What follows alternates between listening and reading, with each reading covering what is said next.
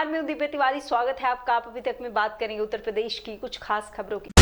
वकीलों के साथ प्रदेश में मारपीट और अभद्रता की घटना लगातार बढ़ती ही जा रही है। प्रदेश में अलग अलग जिलों में वकीलों की हत्या और उनके साथ मारपीट की घटनाएं लगातार हो रही है। इससे जुड़ा ही एक ऐसा मामला सामने आया है जहां पर नगर कोतवाल अशोक राय ने एक वकील के साथ अभद्रता और धक्का मुक्की किया गया और जबरन पुलिसिया गुंडे के बल पर वकील का मोबाइल भी छीन लिया गया। नगर कोतवाल ने जिसको लेकर आज गोंडा बार एसोसिएशन ने आज न्यायिक कार्य से विरत रहने का फैसला लिया है। आज आप लोग यहाँ एसपी ऑफिस में आए, धरना दिए हैं, क्या है पूरा मामला? ये मामला ये है कि हमारे मित्र हैं अधिवक्ता ओम प्रकाश शिव कुमार नाम उनका है। वो अपने घर जा रहे थे कचहरी से इमिलिया गुरुदयाल। रास्ते में भीड़ लगी थी, छज्जे का निर्माण हो रहा था। वहाँ कोतवाल साहब उपस्थित थे, उनकी मौजूदगी में निर्माण हो रहा था।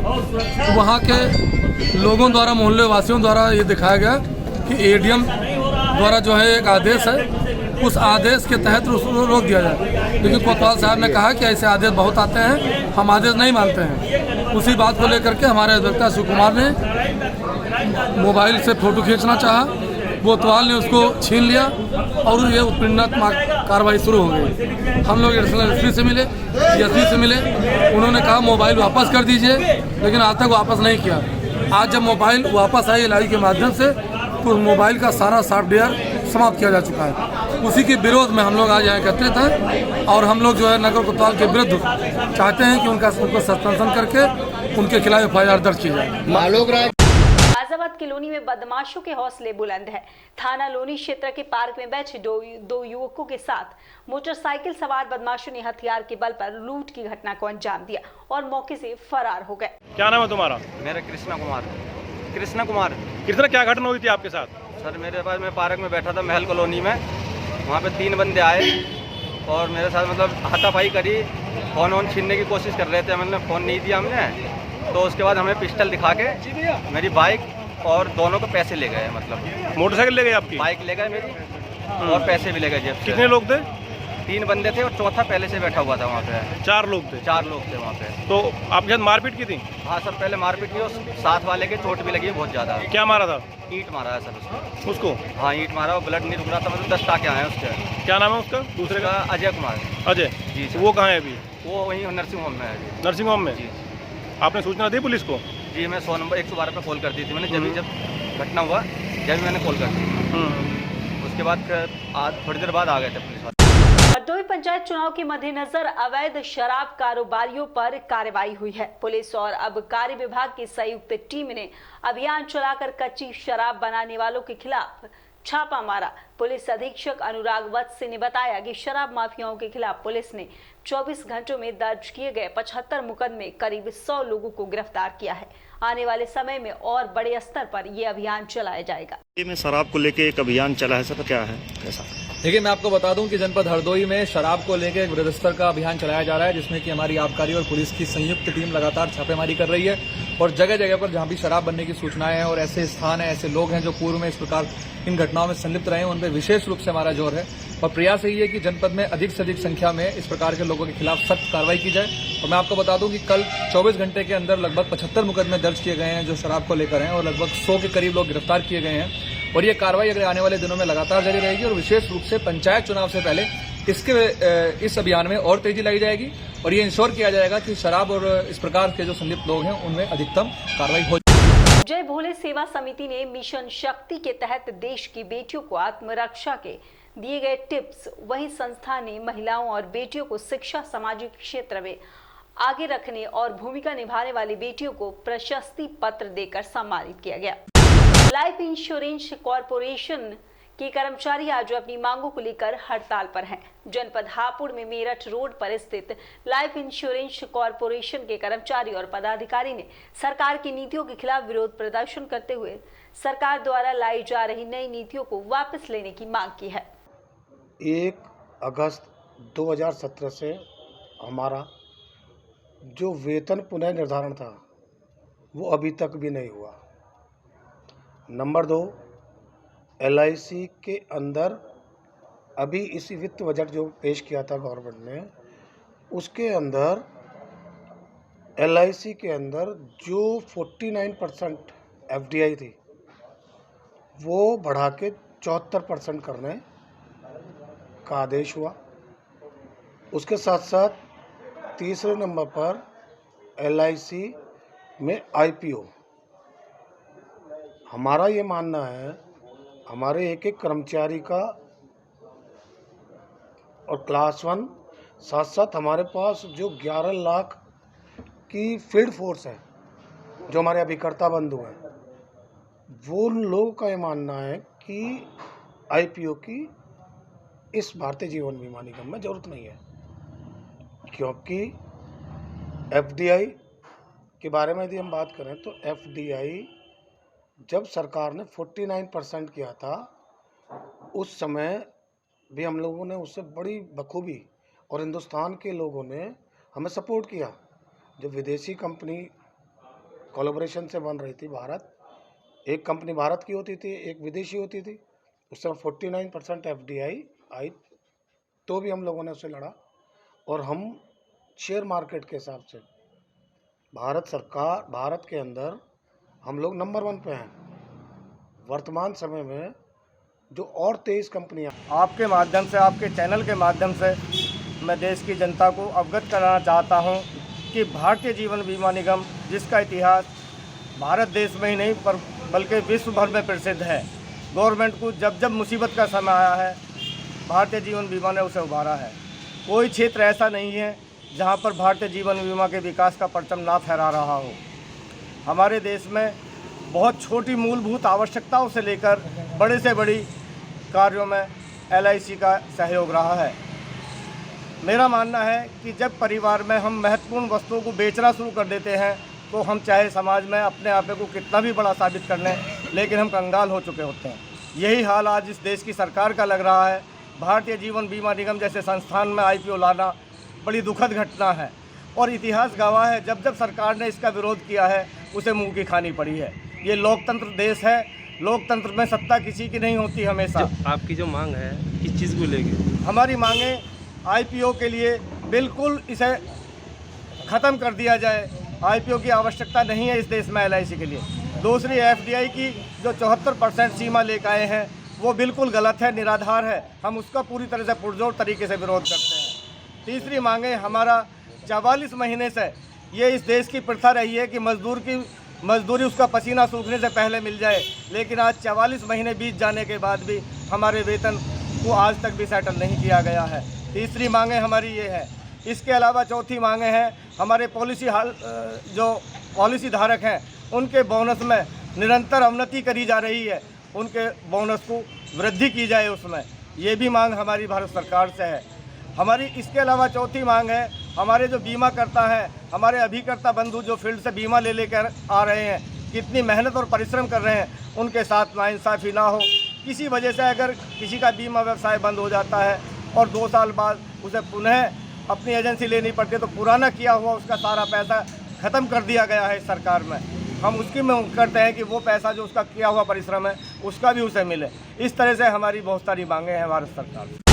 श्रावस्ती के भिनगा विधायक ने कोविड-19 का टीकाकरण कराया है। विधायक असलम ईरानी ने श्रावस्ती वासियों से अपील की है कि सभी लोग टीका लगवाएं।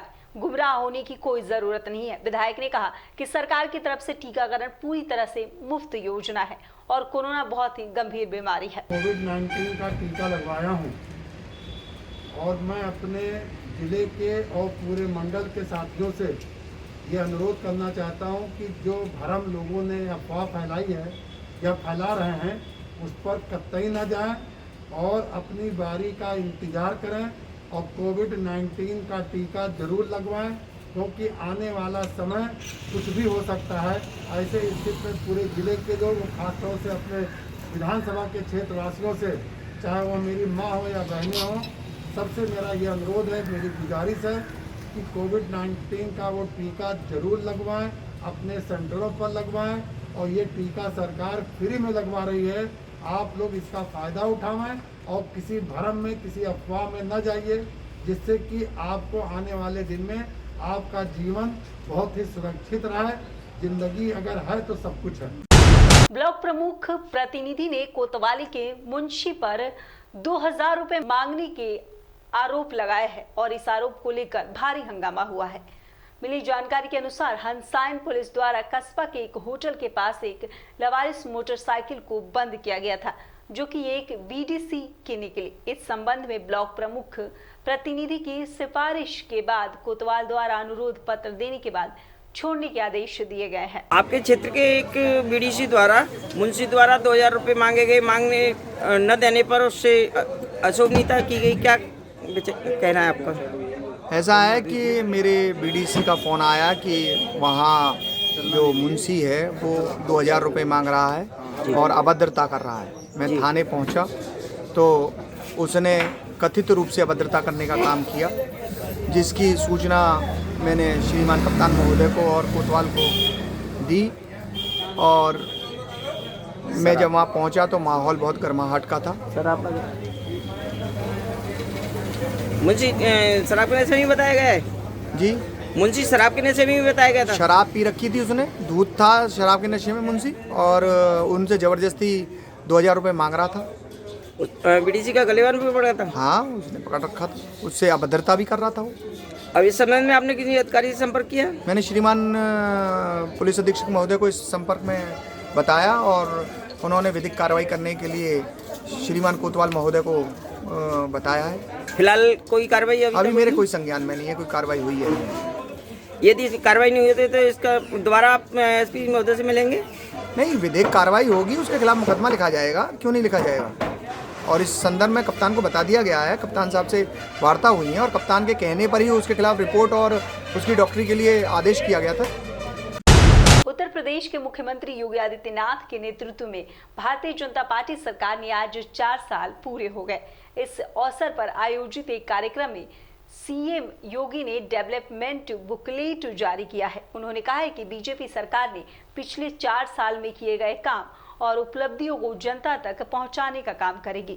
आज से 26 मार्च तक बीजेपी के हर जिलों में उत्सव मनाए जाएंगे। ये जो यात्रा है 4 वर्षों की, उत्तर प्रदेश के ओवरऑल परसेप्शन को बदल करके उत्तर प्रदेश के बारे में देश और दुनिया के सामने एक सकारात्मक माहौल देखने को मिला है।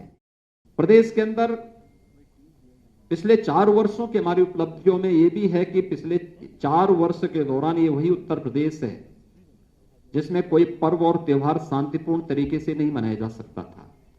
आज मैं इस बात को बड़े हर्ष और गौरव के साथ कह सकता हूं कि विगत 4 वर्ष में सभी पर्व और त्योहार बहुत शांतिपूर्ण तरीके से प्रदेश के अंदर संपन्न हुए। और यही नहीं, 4 वर्ष में प्रदेश के अंदर कोई दंगा भी नहीं हुआ, बल्कि प्रदेश सरकार ने पेशेवर अपराधी और माफियाओं के खिलाफ, प्रदेश में शांति भंग करने वाले तत्वों के खिलाफ जो कार्रवाई की वो देश के अंदर एक मानक भी बने और उसके परिणाम देश के अंदर भी और हर एक तबके ने उसको बहुत सकारात्मक भाव के साथ लिया। और आज उसका परिणाम है कि प्रदेश के बारे में लोगों के मन में एक धारणा बदली। आज प्रदेश व्यापक निवेश की उन संभावना का एक सबसे अच्छे गंतव्य के रूप में बना है, जहां पर पहले कोई आना नहीं चाहता था, असुरक्षा का भाव था, दंगों के कारण संपत्ति की क्षति का भय होता था। आज उसे इस बात का भय नहीं है। आज हर एक देश और दुनिया का निवेशक का पहला निवेश का सबसे अच्छा गंतव्य दिखाई देता है, तो उत्तर प्रदेश उसका सबसे अच्छा गंतव्य है। ये जो यात्रा है 4 वर्षों की, ये उत्तर प्रदेश के ओवरऑल परसेप्शन को बदल करके उत्तर प्रदेश के बारे में देश और दुनिया के सामने एक सकारात्मक माहौल देखने को मिला है। इस सकारात्मक माहौल को बनाने में आदरणीय प्रधानमंत्री जी का मार्गदर्शन, मेरी टीम के सभी सहयोगियों के परिश्रम और प्रदेश की जनता ने जनप्रतिनिधियों के साथ मिलकर के जो फील्ड में रह करके प्रशासनिक टीम के साथ मिलकर के कार्य किया है, ये टीम वर्क जो हर एक क्षेत्र में देखने को करने को प्राप्त हुए हैं, आज उसका परिणाम है कि उत्तर प्रदेश देश के अंदर नए भारत के नए उत्तर प्रदेश के रूप में उभरा है। पुलिस रिफॉर्म के मामले में भी हम लोगों ने इस दौरान अच्छे काम किए। वर्षों से जो मांग होती थी पुलिस कमिश्नरी सिस्टम की, वह हम लोग प्रदेश के अंदर लागू करने में सफल हुए। प्रदेश की राजधानी लखनऊ और गौतम बुद्ध नगर पुलिस कमिश्नरेट सिस्टम से जुड़ा है। पुलिस के अंदर रिफॉर्म की अन्य जो प्रक्रिया होनी थी या वहां पर पुलिस कर्मियों के लिए बुनियादी सुविधाओं के लिए, चाहे वह पुलिस लाइन में पुलिस बैरक की स्थापना या पीएसी के जर्जर आवासों के स्थान पर उनको अच्छे आवासीय बैरक के निर्माण की कार्रवाई हो, पुलिस थानों में बुनियादी सुविधाओं की आवश्यकता का हो, ये कार्य सफलतापूर्वक संपन्न किए गए।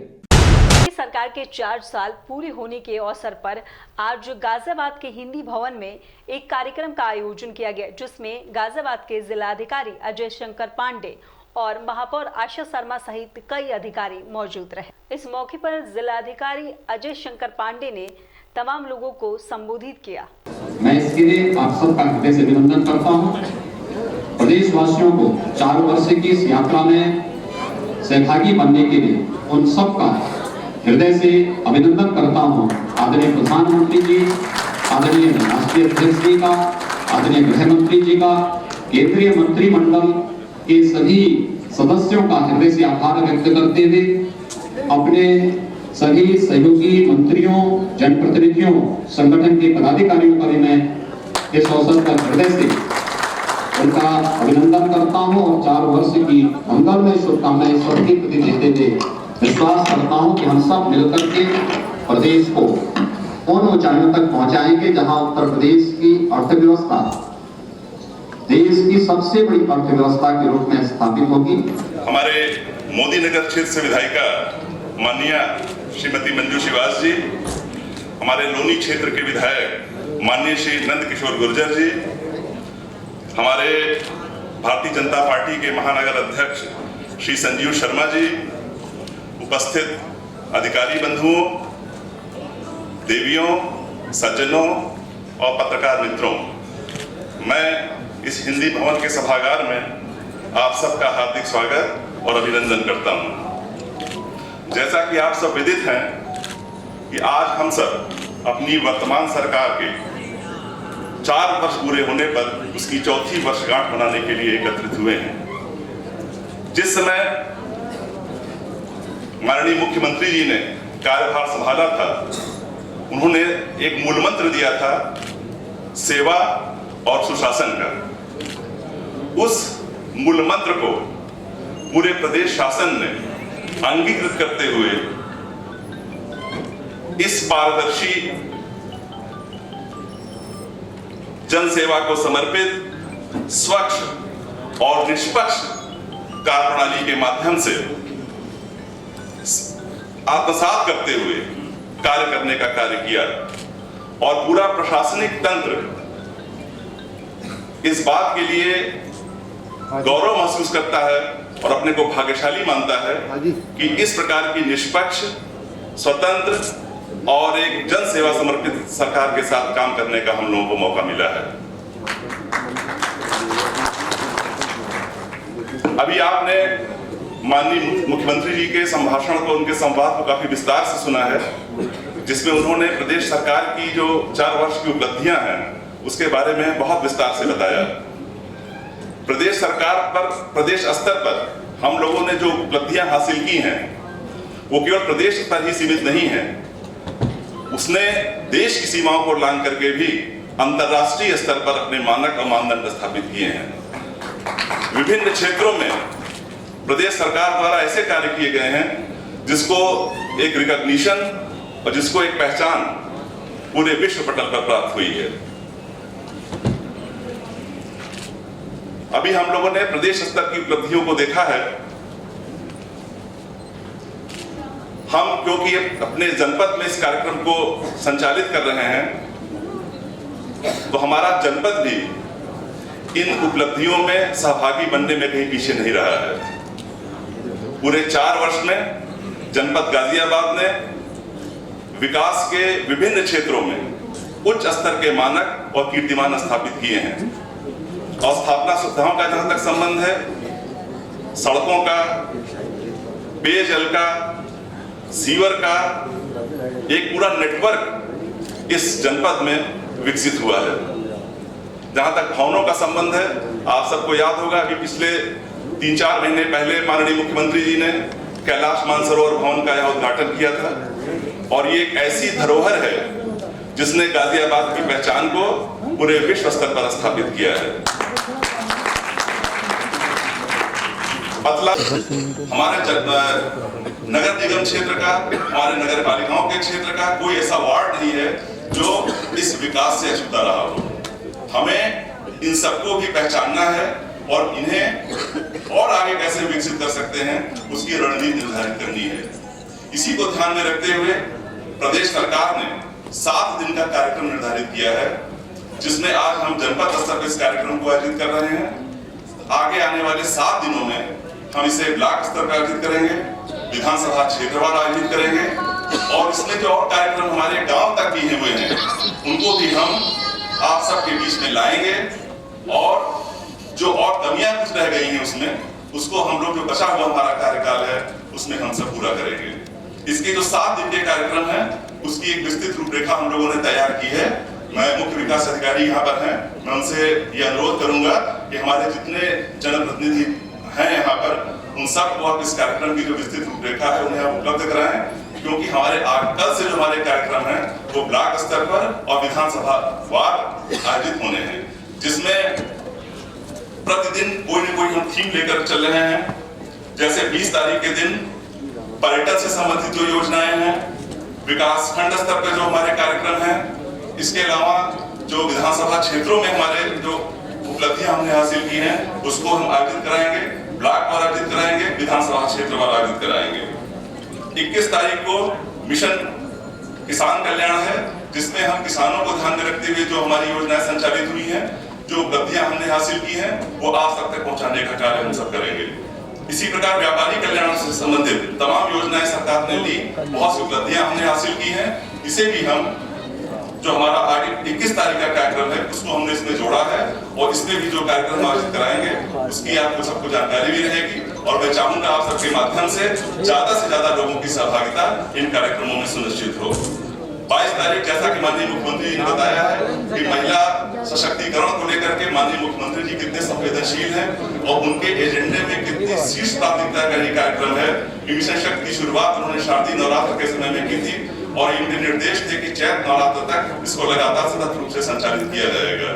इस मिशन शक्ति को पूरा ध्यान में रखते हुए इसकी थीम पर हम 22 तारीख को कार्यक्रम आयोजित करेंगे, जिसकी विस्तृत रूपरेखा तैयार कर ली गई है।